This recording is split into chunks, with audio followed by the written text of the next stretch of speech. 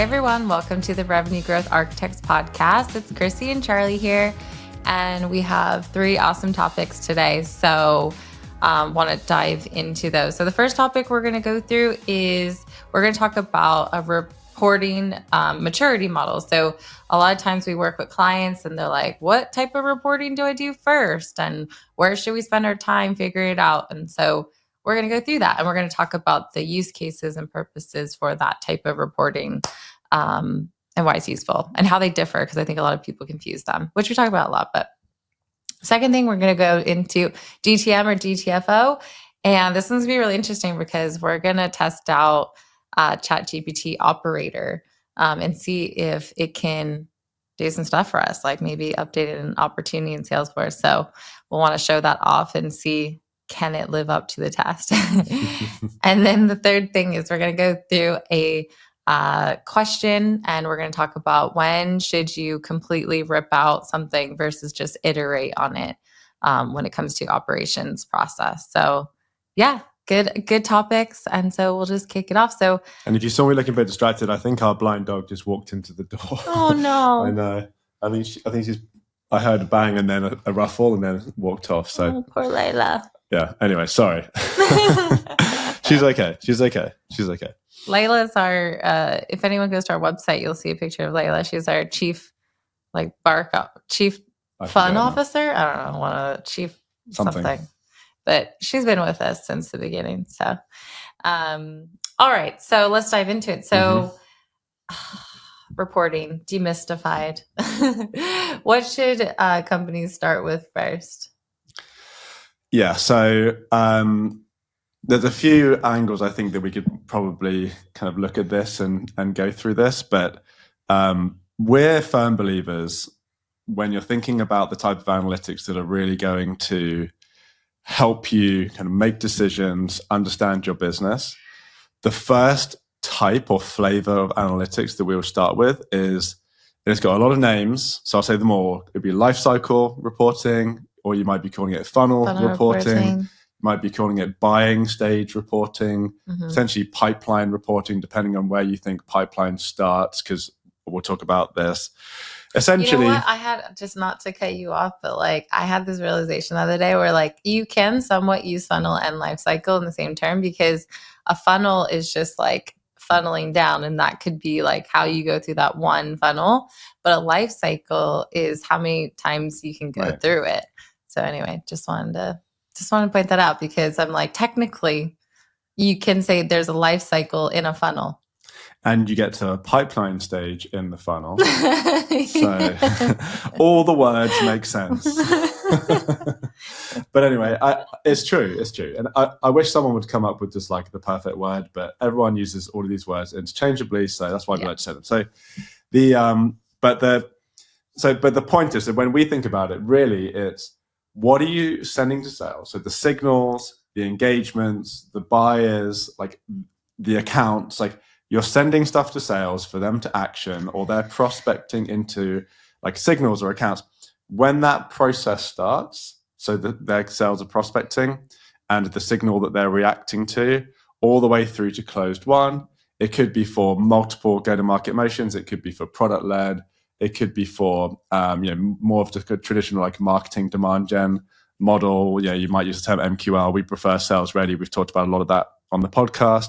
It could be an account-based motion. It could be customer expansion motion. It could be a partner motion. It could be sales outbound motion. So like all of these different ways that you can start a sales process, react to a signal, and move them through the buying stages. And most companies these days, like back in the day, it was really complicated with the serious waterfall. Now most companies are just like, sales ready. This is when like sales is going outbound. It is when you've got a lead coming in, sales is reacting to it, or a partner deal, etc. Moving to a working stage, moving to a meeting stage, moving to a pipeline stage, moving to closed one, and tracking that all the way through. That, when you think about, and then the analytics you get from that is multifaceted, right? You're getting metrics around how your SDR team's performing. Like who out of your SDR team, what regions for SDR team, like what are all the conversion rates, who's booking the most meetings, who's converting at the highest rate. then you can see what signals are we sending to them.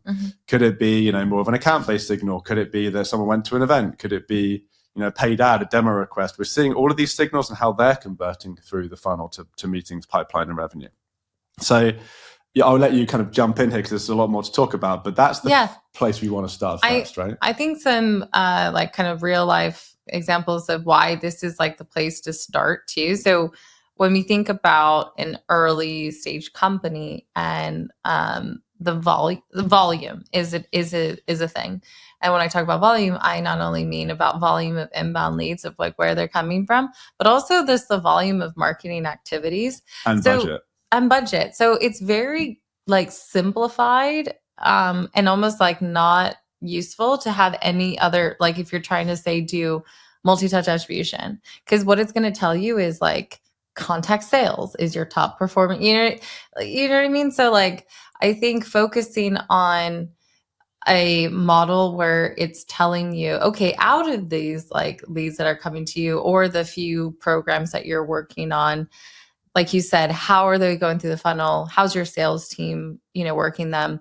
Are you also like, is your ICP, like, are you attracting your ICP? Because even then you might be having a period of time in your company where you're trying to figure that out. And you're also trying to figure out like, what qualification criteria do we really need? I mean, even CS2, like 10 years in, we're still like, oh, actually, now like, let's figure out like maybe iterating and see, what is the right buyer for us. And I think smaller companies focus on that. So, but you don't have a ton of like pipeline acceleration programs or anything like that happening. You might, but you still might see that in the data. So I think that's a thing. And then also the thing I like most about funnel reporting is it really is a planning and forecasting mechanism. And when companies have revenue goals, which no matter what size you have, you're going to have a revenue goal. The best way to work back from that is if you have those accurate conversion rates, and even down to like a channel, because I think even at that point, you're thinking about your marketing from a channel, not just like a channel and campaign, and even more so like campaign in that region. You're really thinking of it from that higher level because things are a bit more simplistic. Yeah. It's very actionable data too. So I love the planning component for sure. Definitely agree with everything. But then even when you get down into just like the nitty gritty of the data, there's so many clear actions, right? Like being able to see which SDRs are converting to meetings the highest. So that you can see, okay, well, who's our high performing SDRs versus the lower performing? Maybe our lower performers need some more training, onboarding, etc. You can easily see, okay, we sent, these demo leads to sales, we sent these content syndication, and then we did this trade show and we got this list and we sent them to sales. And the demo is converting it, into meetings and pipeline like 50%, content syndication is like 10%, and the events like 25%. You go, okay, well, now you know what to do with that data. Okay, obviously, you can't just magic more demo requests out of thin air, and you still want to do those events, you still want to do all of those channels, but maybe you don't send them to sales. Maybe you realize that you're sending them to sales too early. Yeah. And sales are an expensive resource. SDR is expensive. You're qualifying them. You're giving them a lot of busy work. And maybe you then hold back those people, those buyer or potential buyers, because they're not actually buyers, you realize through your data. And then you've made a much more efficient sales engine because you're sending them much more high quality buyers to work. So it's the most actionable, multifaceted kind of data model to be able to just like set up. The other thing about it, it's got both kind of a mixture of lagging. Oh, I was just going to say that. You say it then. You do it. And leading indicators. Yeah. Right? So I literally was just about to say that. How I do like the thing about it is like it does have leading and like you said, lagging indicators. Where if you're just looking at say attribution or influence reporting, like you have to wait a long time to see pipeline revenue. But the great thing about the funnel is you can start to get those early metrics. Like if one point of caveat, if you're measuring your funnel pre-opportunity creation. Pre-opportunity, which is something we see a lot. A lot of companies have like opportunity creation onwards locked in, but they've got no visibility into the stages before that, like sales ready, working, meeting boats. Or they look at them disjointed. So they have like MQL or like up until new conversion. lead to MQL or new, that kind of thing, And then the opportunity conversion is only on the opportunity, so they can't figure out actually like which MQLs have actually turned. And so they look at it within the same time frame, and that's really bad. Do not do those conversion rates. That's not cohorted. So anyway, but 100% great. And then some of those leading indicators are really good for, like I said, those companies that like want to move a little bit faster, because at least you can even see like, are they getting recycled earlier, or are they getting disqualified and things like that. And what are the reasons why they're getting recycled and disqualified? And exactly. Yeah, it's just such a rich data set to have, just to be able to like see what's happening in your business. Mm-hmm. Right? I like personally, like I think maybe because I like love like sales productivity and SDR and all that kind of stuff. I love taking that data and also marrying it with like activity data, so you can see like, is there a correlation between activity that's being done by the SDR versus their performance? And sometimes it's not, but it's just like a really good set of data that you can work from. And a lot of the a lot of people criticize this type of data model because they think it's like a single touch attribution model, which it mostly is, but it has a lot more in it than just attribution. You could just strip out the attribution component completely, and still see conversion rates through stages of planning. You can still see conversion rates by region, by buyer profile, by rep, by geo, there's so many ways that you can still get a lot of value out of the data. And then it's just like the attribution component is just bonus, right? And it is obviously useful to still see that, and very useful. But like you don't want to throw the baby out with the bathwater, because you go, the attribution bit is a bit more simplistic. But then the one other thing about the attribution is, go look at your marketing budget, and it's probably very likely that 80% or more of your go-to-market budget is around driving sales ready buyers to sales and SDRs to convert them into pipeline. And then there's like 10-15% is for like maybe like pipeline acceleration stuff, and then there's some for brand and PR and all this stuff. But like, so much of your budget, 80% might be quite high, but like I'm sure some people have the stats on this, is going into this, Chris Walker calls it like that factory production line, kind of like generating signals, generating buyers, getting them to sales, converting them all the way through. And I think measure that. Like, you want to measure that, and you want to be able to see where those investments are going. So we're talking about maturity, and for early companies, I will say like that like is the primary goal. Well, I mean, even just like we've worked with some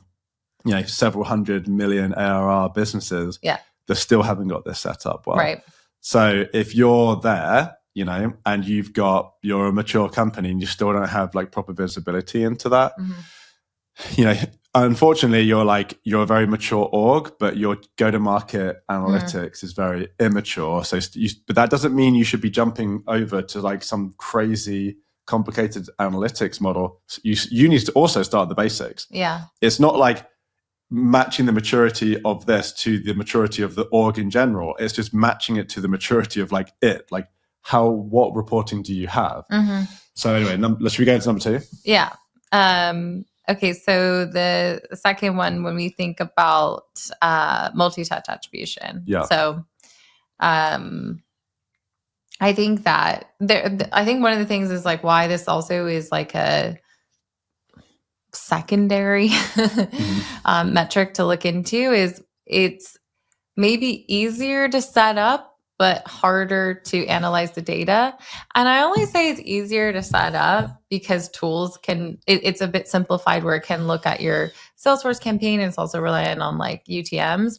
But I will say that like, it's not easy. And the foundation needs to be there. So when we talk about looking at your campaigns, like what's your campaign structure like? Also, is your team using UTM? So if you do have a tool that's listening for tracking those touch points, like those need to be clean and they need to be accurate. And so I will say that there is a level of foundation that needs to be done in order for that to work well. It's just a little bit easier because one of the hard things about the lifecycle funnel reporting is making sure your sales process and all those steps are really clear, so you can see when the buyer has hit those milestones to be able to calculate the conversion rates. Multi-touch attribution is a terrible data model for looking at conversion rates through your funnel. Yes. So like, and well, it just can't do it. I mean, people try, but like, I promise you, we said this multiple times on the podcast, it just is not the data model to look at conversion rates through your funnel. So I also don't think you don't. So you don't need though. You don't need that. Like it's a bit easier because you're just trying to track all the touch points and tie them to ops. So like, you don't have to worry about all those steps, but it's still not easy. Right. And there's things to consider. Like, are you looking at just your contact roles and opportunity? Do you even use contact roles? Are you looking at all the contacts of the account? Where then you got to know that like some of this is going to mean that the data gets diluted and so forth. And so just knowing that fact, right? Touch points can get diluted. There's a factor in timing. It's a lagging indicator. Certain channels are going to be more effective at, different types of touch. Like if you're using a model that's looking at different. Well, yeah. So this is why we start with section 2 is basic multi-touch attribution. Yeah. So where you don't worry about, should we use first touch or last touch or W shape or even spread or custom or AI or throw in another buzzword. You're not looking at that. You're not trying to divide an opportunity into little chunks and then give it to all the touch points. Instead, the first step, so this is the second stage. First kind of step when we think about multi-touch is you just want to create a relationship between all of your touch point data. So most companies would have this like in their Salesforce campaign membership. Yeah. You might have a tool like Visible or something. You might have a custom object, whatever. All of your touch points that are trackable. And you want to create a relationship between those and opportunities. And that would be through, contact roles and opportunities ideally, because otherwise if you do it just on the account, then it just overinflates everything. Yeah. So then when you have that link, then the analysis you want to do at this stage is just looking at, okay, what are our win rates on an opportunity if this touch point is there? This is why it's good for kind of that deal acceleration stage, because you can look and go, okay, if we have an opportunity and someone who's part of that opportunity goes to this, CMO breakfast or whatever, does that opportunity close at a higher rate? Yeah. Or does it not? So you start doing this lift analysis, both from like win rate, or you do it for opportunity, velocity, close days, and you can start to see some patterns there. You can also start to see some patterns just in like total op value. So you could look, and when you look at total op value, essentially it's like, okay, looking at my channels and campaigns, how many ops and the total value of those ops have they touched? It's not, I don't love it, but what it's best at, it's better at telling you what's not working than what is working. Yeah. Because a lot of times a lot of things are just going to look like they're working.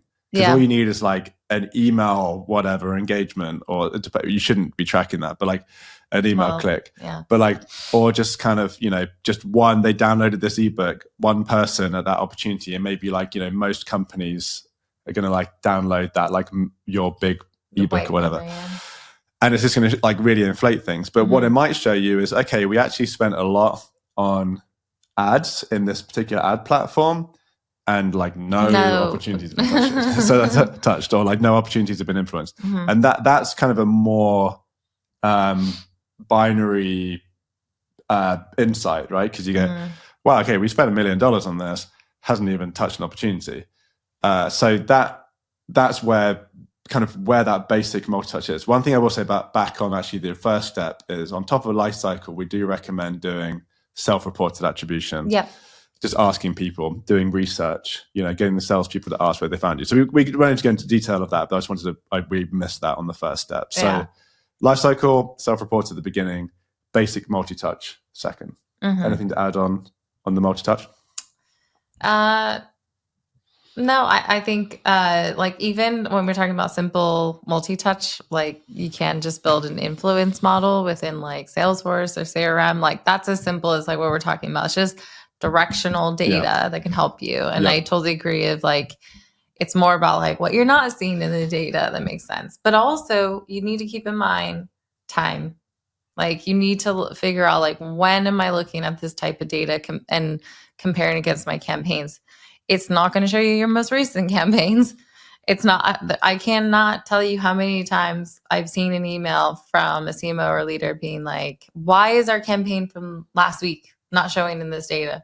Can you please tell me like how much pipeline we've created out of this? It's like time is it's a very complicated thing to get your head around. Time. I'm not even joking. Like, no, it is. Yeah. The factor of time in attribution is actually quite a hard, complicated thing to unpack. It's like the number one thing I think people we'll get onto that with on. ROI. Yeah. So step 3 is actually an optional step.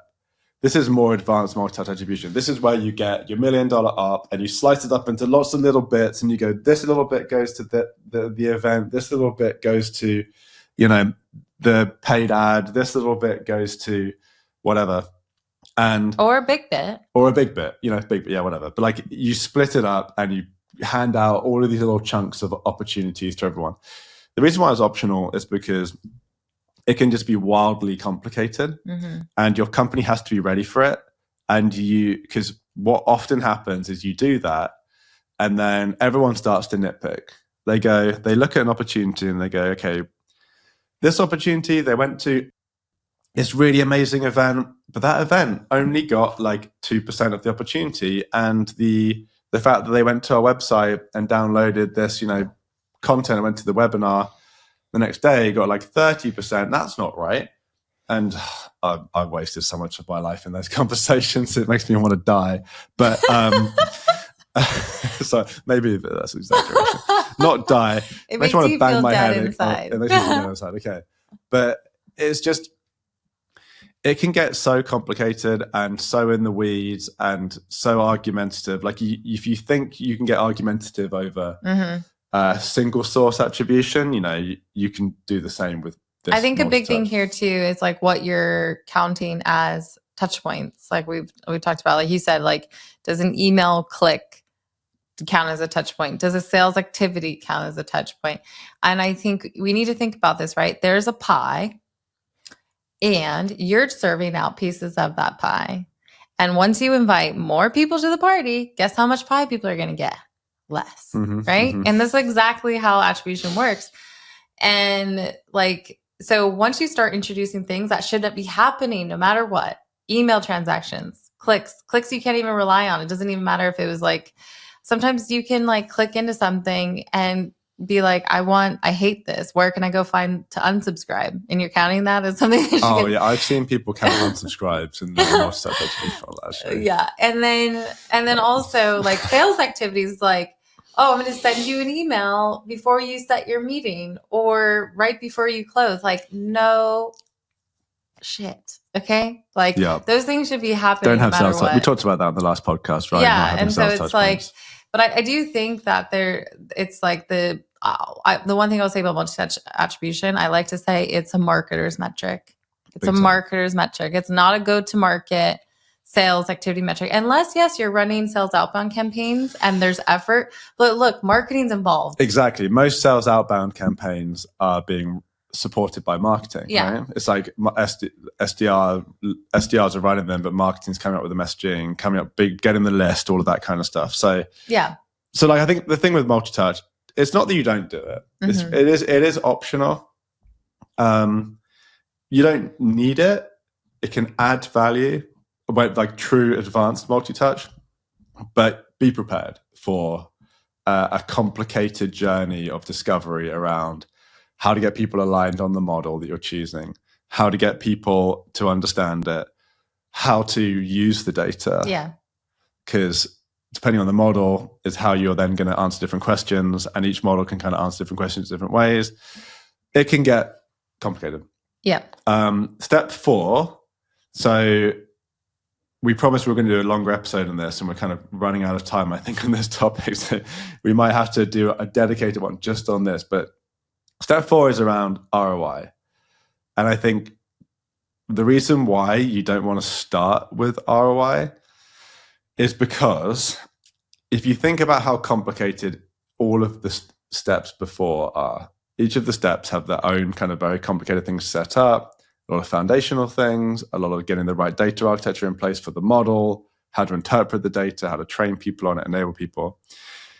That is all needed for ROI. So you have to get that done first. And then with ROI, there's an extra component, which is cost data. So now you have to go, okay, I've got my attribution models. Maybe I'm using my life cycle and tipping point for my sales ready. I've got, multi-touch for my pipeline acceleration, and I'm doing, whatever, self-report attribution. I've got all that set up. But now I have to then make sure that all of my cost data is structured in a certain way. And this is where time is very complicated, because for a lot of your evergreen channels like paid, you need to know like how you need to choose a time period. So maybe it's monthly, and you go, okay, I need to know, how much I spent on paid ads in this month, and I need to know how much. Then where do those conversions go?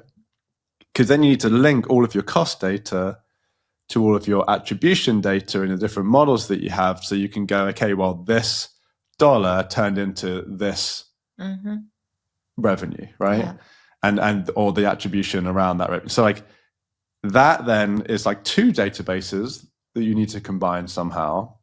And they're often not kind of documented and tracked in the right way to just have like this kind of easy, okay, well, this just turned into this.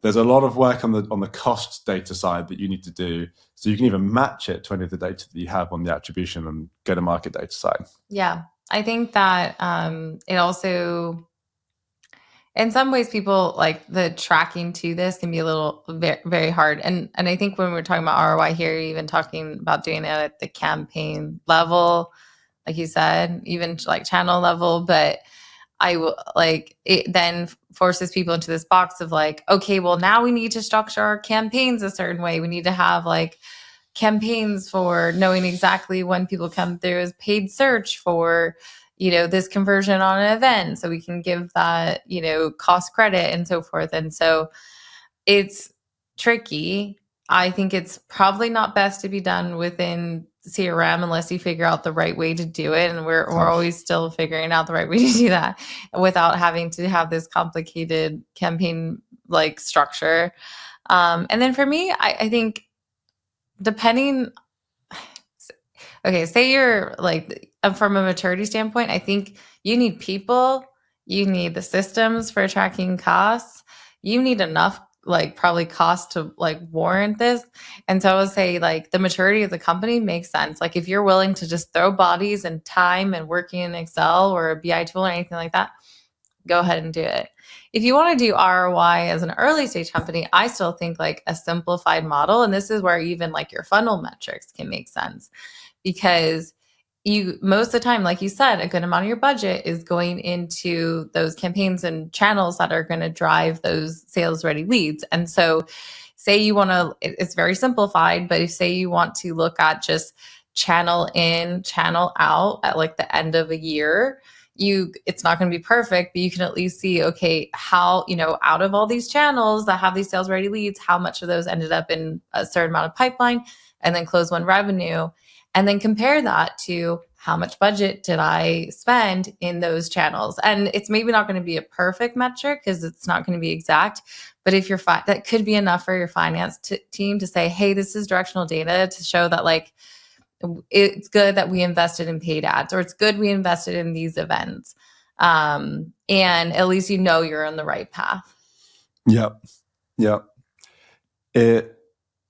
It's the fourth step for a reason, right? Yeah. Because now you're bringing in the finance team, you're bringing in more teams, you're bringing in more data, and it can it's hard. And I think I did a post the other day, which was talked about, some companies, I don't want to say never because they're still operating. So maybe they get there one day, but they've been around for multiple years. They're mature companies, hundreds of millions of dollars in ARR. And they still haven't got to the stage where they can do all of this really well. Yeah. So I want to call that out because I think sometimes you look on LinkedIn or you kind of hear people talking and it feels like everyone's got their shit together and has like figured everything out. No. I can tell you, we've worked with hundreds of B2B tech companies. No one's figured it out, right? Like we help them figure out certain steps and move them from one step to the other over months and years and kind of keep moving through and maturing, and everything can get better. But there's no just like silver bullet, easy way. It takes a lot of work on your foundation and kind of working on your data and working with your teams, enabling people. There's a lot of work in this. Mm-hmm. So don't feel discouraged if you haven't got there yet. Get it on your roadmap, work towards it, but you have to go through those steps before to get there. I think also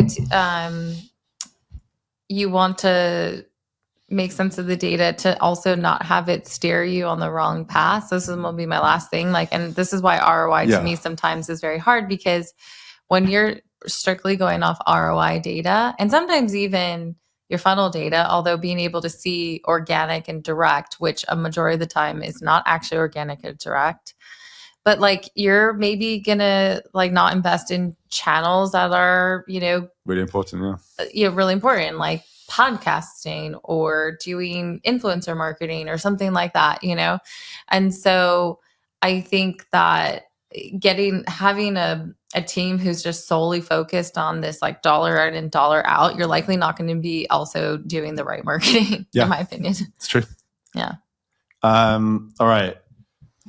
This bit's fine. I've been looking forward to this bit. So we're going to be checking out ChatGPT Operator, which is the version of ChatGPT that can perform tasks, and you can watch it kind of do stuff. Like you see the mouse moving around, you can tell it, okay, go do this. So we want to see how good it is, and then get it to try and perform some actions in Salesforce.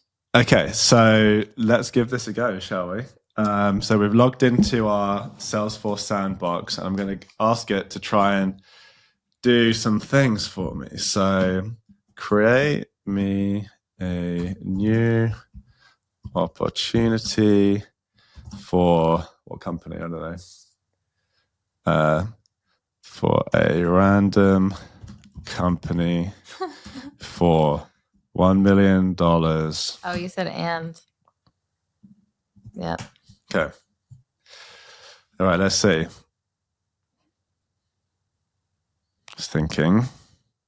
And by the way, if you're listening to this is going to probably be a terrible experience because you can't see what's happening. So, but right now, it went to the new opportunity button. Okay. It is now, it clicked that. So now it's putting an opportunity name. It put the name of sample opportunity. Fair enough. Yeah. An account is looking for an account. Let's see. It's going to put sample company. Let's see if is it going to create a new account. Yep, it's creating a new account for us. And it said on the left, the sample company account doesn't exist. A new account form is opened requiring additional details. Would you like me to create this new account? Yes. So, okay. Creating account with basic information, it says. Sample company. And it's saving. Oh, it hit. Oh no, it created the account. Now we're back onto the opportunity. Oh, it needed to put a close date on there. All right. Okay, nice. What close date are you going to choose, ChatGPT? Oh, December 31st. I'm going to have to try and... 2024, though. That's already happened. Yeah. Stage 1. Okay.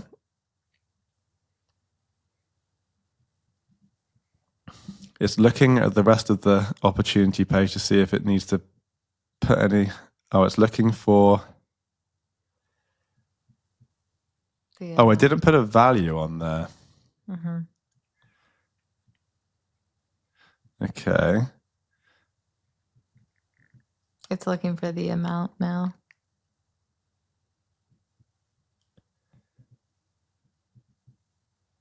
I think it's going to try and do it. Okay, it's going back to edit. I think it might actually be because in our opportunity, you have to put, the hourly rate in there and then the number of hours. Oh, it's doing $1,000 an hour. Okay. And 1,000 hours. Okay. So that's smart. It figured out actually. Oh my gosh. How to get. So now it has the monthly recurring revenue of $1 million. Nice. It figured that out. Okay. So now it's asking there anything else you'd like me to adjust or explore? What do you think? What do you want to do? Maybe put in a type. Put in a type or just okay. Do you know what types? This. Well, maybe we'll just get it to close the opportunity. Close one it. Yeah. Okay, we just won the opportunity. Let's see.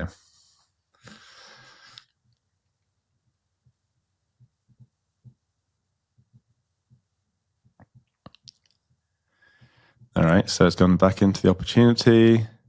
It's choosing the stage. Closed one. The opportunity stage is set to closed one. Yeah, you can do that. Yep.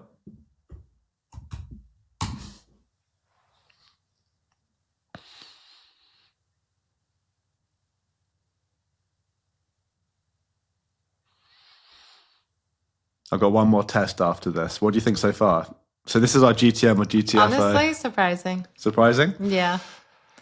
Okay. Way better than I thought I was going to do. It's kind of creepy as well. But okay, so that's it handling like a sales use case. Let's see if it can handle some kind of like ops use case. So we need to create a new field on the wait, let's do, what field do you want to do? Like on the account? Campaign vendor. Actually, let's do it account. On the account object for like account target, target account tier A, B, C. All right, let's see. So while it's doing that, I feel like it handled that sales use case pretty good, right? Yeah. You can imagine the fact that it knew that like to go in and put the hours and hourly rate was crazy. That was actually a big That was surprising. It wasn't just trying to look for an amount and go, yeah, we can't do that.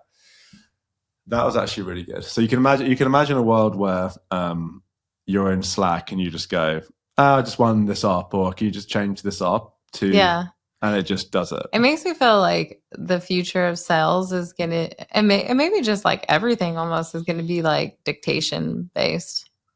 Like instead of clicking, potentially. Like you just say something and it'll just go and find the best way of doing it.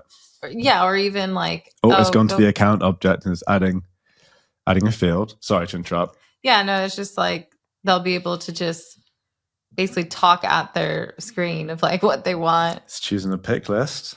So I said A, B, or C. I was thinking, okay, will it choose a pick list for this field? This is kind of a little bit scary, actually. It is a little bit, yeah. Okay. Mm-hmm.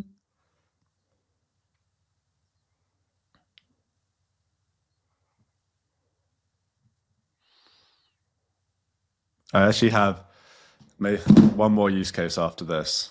Targeting out to enter values. Yep. Okay. I feel like the best like use case for this would be to test also, maybe we do it next time, is around more advanced things in terms of reporting, like creating formula fields and things like that would be interesting. Okay, so it's created the tier pick list on the account. So what's it doing now? Where's it going? Is it going to go show me? It's looking for its field that it just created. Has been added. Would you like any further? There it is. Can they add it to the page layout? Is that too much? Well, I was thinking to get it to try and create a flow. Just like a simple flow, like, okay, when a new account is created, set tier to A, or something just like really simple like that. Okay. Can you set up a flow that when a new account is created with an value, I don't know what our industry values are in here. Maybe I'll just say with any industry value, the tier is set to A. Okay, let's see how it does with this. Okay, it's thinking. So those of you that are just listening to this, you should probably go over to our YouTube channel and check this out. This is pretty cool, isn't it? Yeah.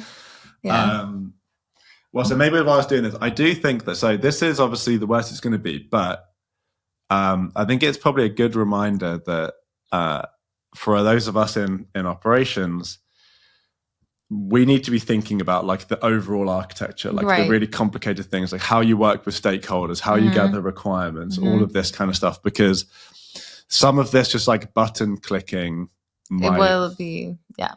100%. Okay, so it's gone to Flow Builder. It's doing start from scratch. It's doing a record, a triggered flow.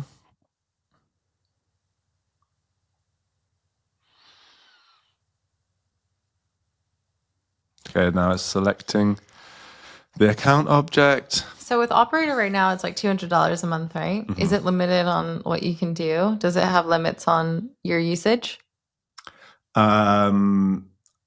I'm not sure. Maybe. I can't remember now, actually.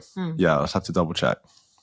Because I know OpenAI has notoriously like not done that. So they've been like losing money. But I don't know if like with Operator that they do cap you. I think in the past, some of them do have limits, but like I'm not sure. Like I saw their CEO like a month ago tweeted how they didn't. How they didn't, yeah. How they did it and how it hurt them. But I mean, it gets people addicted to your product, right? Yeah. I'm sure they're doing okay. Or they will do okay.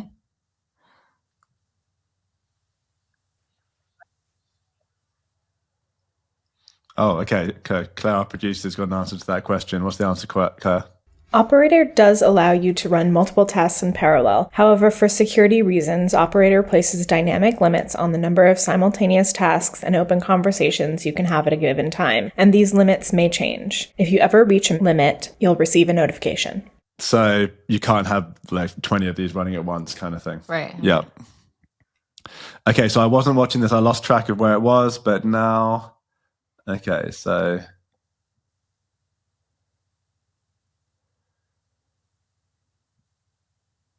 So it's adding the step to update records.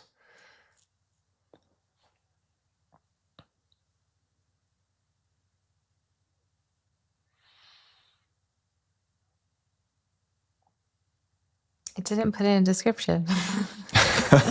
Like every other person. It knew you don't need to do that. Yeah, no one does this. There's no content on the internet with anyone saying to label well and put good descriptions in. Okay. All right. So we're nearly here. What I might do next is I'll get it to then create an account and show us it working. Okay. Yeah. Okay, it's activated. All right, what's it going to come back and tell us? Is it going to... The flow is set up and active. It will automatically set the target account tier to A when the new account is created with an industry ID. Do you need further? Yes, show me it working by creating an account. Then I want to see a report showing the account and its tier. Okay, last thing here. So I want to show it working, create an account, and then so when it creates the report, I want to see, does it add the right column? Does it how does it group things? So let's give it a second here. What's it doing? It's using back button to return. So I click.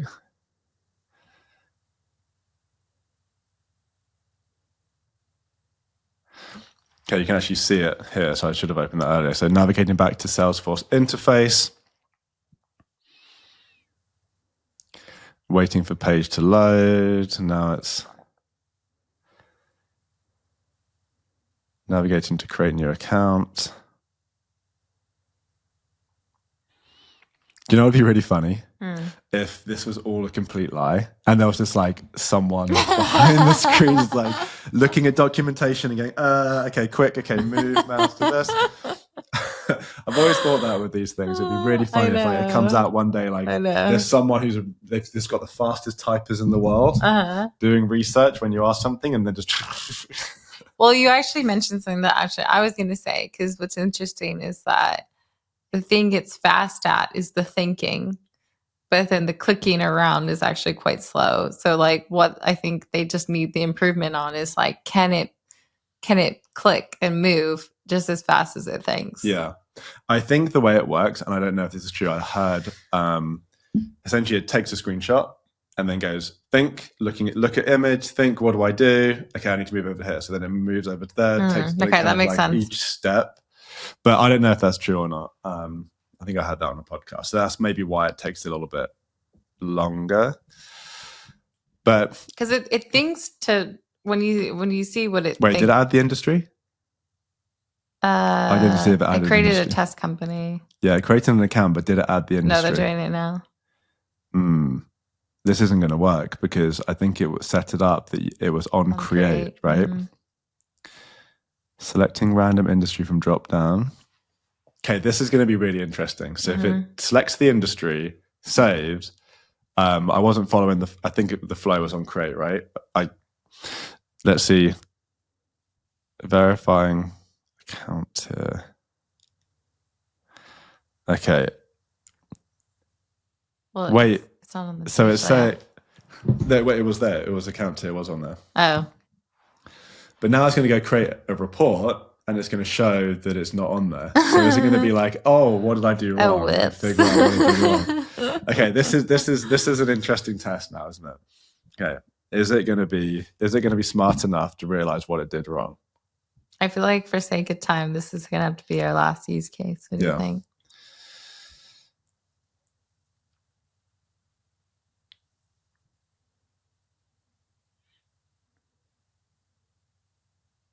Targeting out tier empty.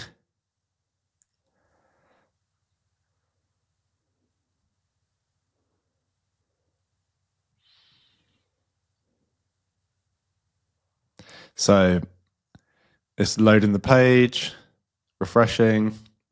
Now it is, it refreshed an unsaved report. Oh, now I just went back to the report page. Okay, so now it's getting a bit confused here, guys.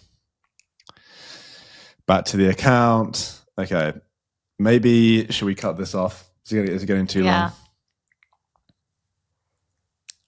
Maybe we should go into our last topic and chat about that while this kind of spins around in circles for a bit. Yeah. Because now it's going back into the flow configuration, so this might be a while. All right, our jobs are saved. I was thinking, though, technically we should have been more descriptive and said, like, can you create me a before save flow where... No, you want to be, you don't want to have to give it. Yeah, that's true. Right? But I think for right now, realistically, you need to be that prescriptive. Anyway, so just for our question, and we can talk about this really quickly, but one of the questions that came up with a client and probably comes up for everyone is when you have kind of operational processes in place and maybe they're not perfect, but there's a lot that is hung up on them that would need to be changed, and a lot of change management that needs to be done, and a lot of stakeholders you need to work with. Is it better to just iterate and trying to get those processes to a good enough point and just fix all the things wrong with them, and live with like the caveats, or should you just overhaul and spend the long time and potentially pain of then moving to those new models? And I think this answer is nuanced. I think that you could go either way. If you're thinking about like super, super long-term scalability, it might be worth actually just overhauling instead of just constantly putting Band-Aids on things and living with it. But you have to know that there's things that you're going to need. You're going to need time because it's going to take a long time. You're going to need resources, so like people to put behind it.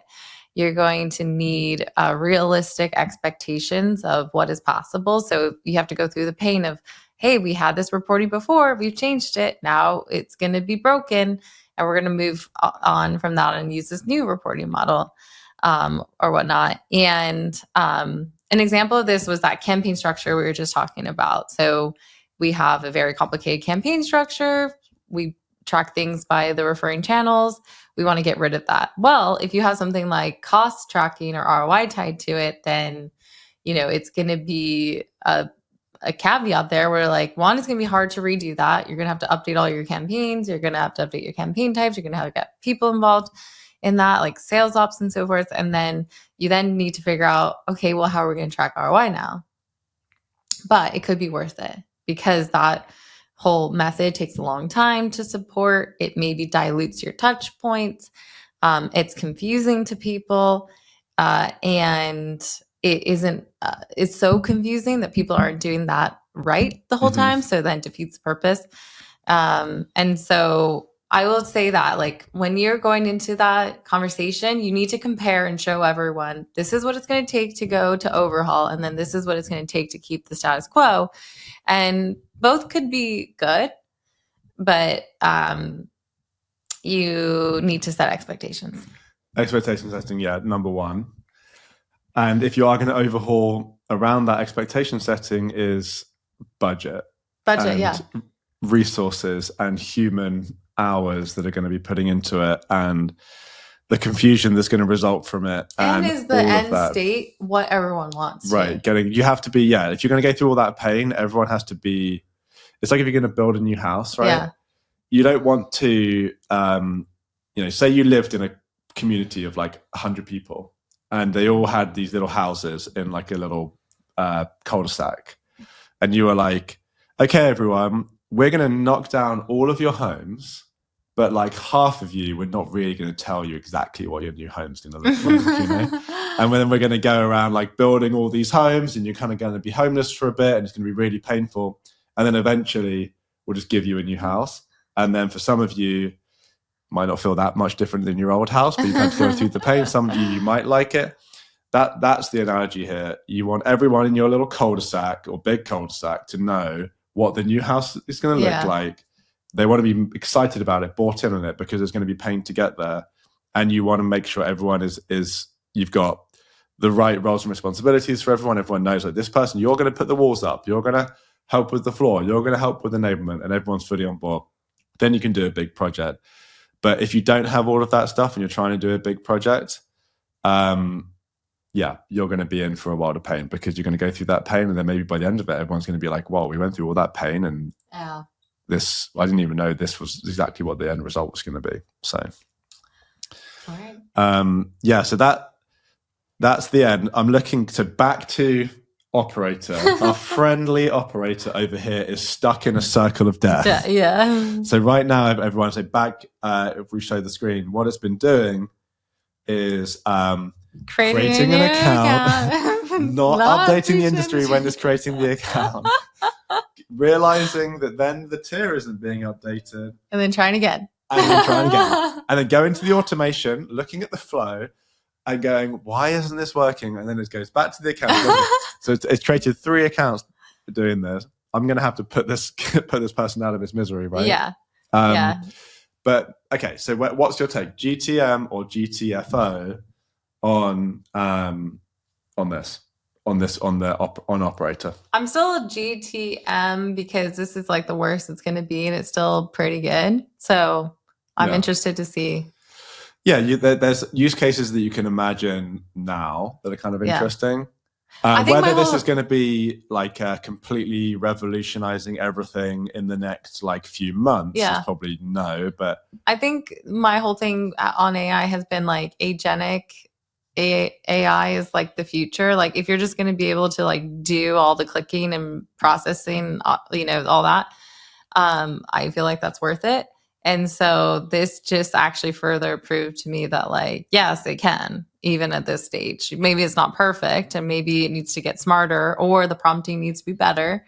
But it just shows what's possible, which is and neat. I think the advice to us and anyone else that's in ops is lean into the really kind of complicated, nuanced human part of the job, as well as the hard skills. Hard skills are important, or the strategy. But like the strategy, the way that you align the teams, coming up with the solution. Yep. The bits that are going to be replaced last by AI, or maybe never, because some of these simple workflows it's doing okay, but like, it's struggling with this flow. Now think of like, there's way more complicated flows than just updating one field from the thing. So like, how long is it going to take to get there? Probably a while, but lean into the irreplaceable parts of what you do. Yeah. All right. I know this long episode was super fun and really interesting. So thanks everyone for joining. If you enjoyed the episode, feel free to share it like we said. So yeah, see you next time. Bye.